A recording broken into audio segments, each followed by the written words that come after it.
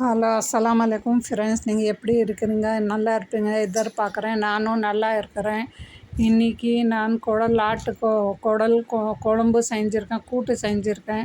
நல்லா இருந்தது, ஃப்ரெஷ்ஷாக இருந்ததுக்கு. மார்க்கெட்டுக்கு போனால் குடல் நல்லா தெரிஞ்சுது, அதனால வாங்கிட்டு வந்து நல்லா ஹைஜீனிஸாக நல்லா சுத்தமாக பண்ணி நல்லா பெருசாக இருந்தது.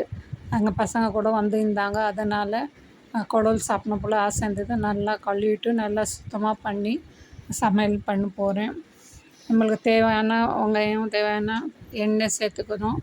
நமக்கு எவ்வளோப்படுதோ நான் 4 வெங்காயம் சேர்த்துக்கிட்டேன். நல்லா மெலிசாக வெட்டி நல்லா அது சிகப்பாக ஆகிற வரைக்கும் அது நல்லா ஃப்ரை பண்ணணும்.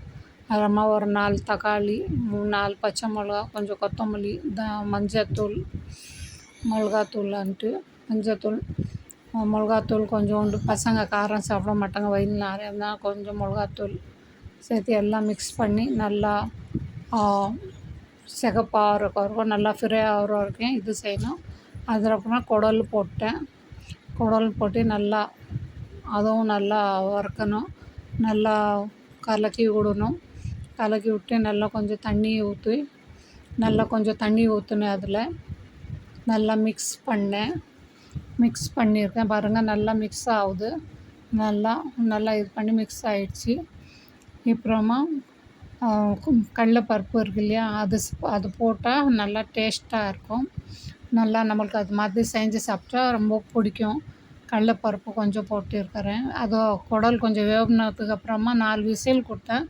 அது 4 விசிலுக்கு அப்புறமா 2வது திறந்து கடலைப்பருப்பு போட்டிருக்கிறேன்.